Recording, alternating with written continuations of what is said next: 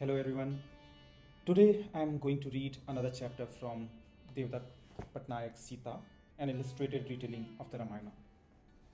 And I came across this beautiful episode, the breaking of the bow. This story is when Ram goes to Janaka's court and breaks Shiva's bow, kept there as a test to see who is going to be an ideal match for Sita.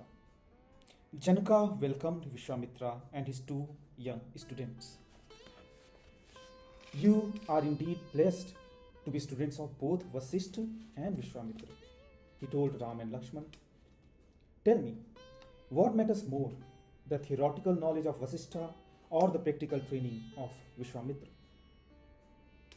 Neither is better or worse, replied Ram. The pursuit of theoretical knowledge develops the mind, while practical knowledge develops the body. Both have value and both come at a cost. It is Aham that creates notions of better or worse. Atma observes it all and smiles. There's an important lesson here to learn, that importance of both investing on the mind as well as the body. So in Ram's training, we find them both, but unfortunately in our education system, that balance is still lacking. Especially I remember when I was growing up, there was hardly any importance given to sport. Sports was in fact seen as a path that will distract you from your goals. Just engineering, especially sciences, maths, physics, chemistry, biology, they were only prioritized, not even the art subjects. This lack of importance to physical training, to sports, and even arts to a certain extent has been one of the reasons why we could not really grow as a developed nation, and we could not grow in a holistic way, and we could not learn to appreciate the importance of arts, of structure, architecture, aesthetics, and even sports. So every time there is Olympics and we perform badly, then there's a whole debate, but no one pays attention to the root cause.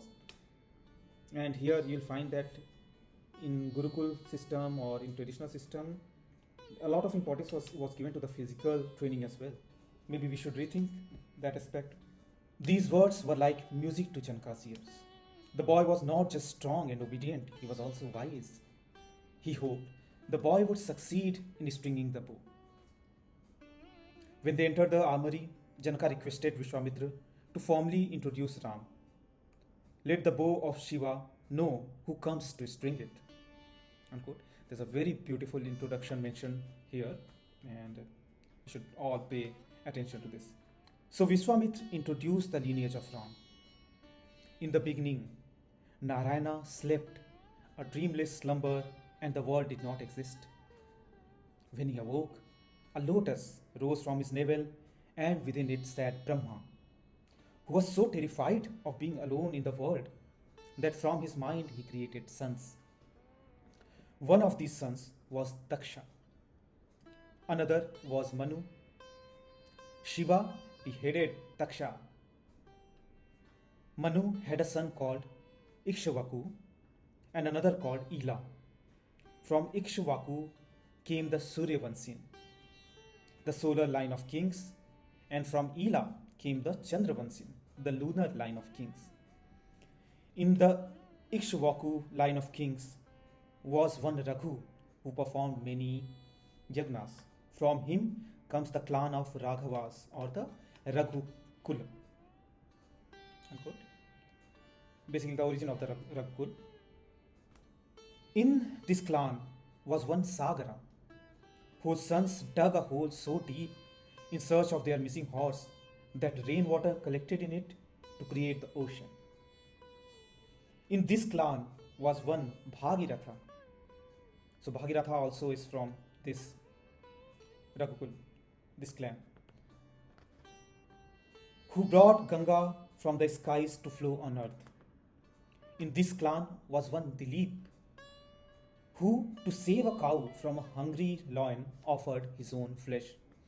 So many of you might be aware of Dilip's story, where a hungry lion comes to him, and he, in order to save a cow, he in fact offered his own flesh. This, of course, was a test. In this clan, there was one Harishchandra who kept his word even if it meant losing all his fortune, his dignity, even his son. In this clan was one Aja who loved his wife Indumati so much that he died the instant she passed away. From Aja came Dashratha, and from Dashratha comes Ram. Unquote. So, lot of beautiful characters in this lineage. Raghu himself, then Bhagirath, Dilip, Harishchandra. We are usually familiar with the stories of all these. These are very popular figures. One of them, not that popular, is Aja, who is famous for loving his wife so much that he passes away his wife died. So very beautiful. Maybe you can explore later. May I? Ram asked Janaka for his permission. Janaka nodded. He watched Ram invoke his ancestors, his parents, his teachers, and seek their support. Only then did the eldest son of Dashrath reach out to hold the shaft of the bow. Slowly, he picked it up, looking surprised that it was not as heavy as everyone claimed it was. Janaka held his breath as Ram fixed the lower end of the shaft with his right toe and stretched the string with his right hand while bending the shaft with his left hand, determined to tie the loose end of the string to the free end of the shaft. Anticipation and anxiety filled the room. Sita was filled with dread. The rules were clear. She could only marry a man who could string Shiva's bow. But her heart did not care for rules. It had given itself to him. In him, she would find all satisfaction. But what if he did not succeed? Then something happened. Ram looked into Sita's eyes. His concentration wavered for a moment, and in that moment, he put too much force on the shaft and it broke into two. The sound of the crack was like the clap of 1,000 thunders. Everyone heard it. The Devas in the sky and the Nagas under the earth. Everyone was stunned. Had Ram succeeded or failed?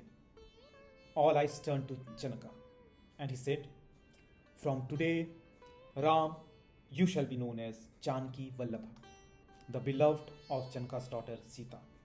The court erupted in cheer. So, very beautiful chapter on the episode when Ram breaks the bow. A little poetic as well. He has added a little bit of romance into it. I'm not sure from where he gets this particular reference that Ram's concentration wavered because he looked into Sita's eye. But anyway, it's good, and I'm sure it must be from some of the. He has mentioned it here. It is from the Tamil Ramavataram. And he also mentioned in the notes, this idea of falling in love was a key motif in Sanskrit drama. She is not just the prize of a contest. She is in love before she is given in marriage.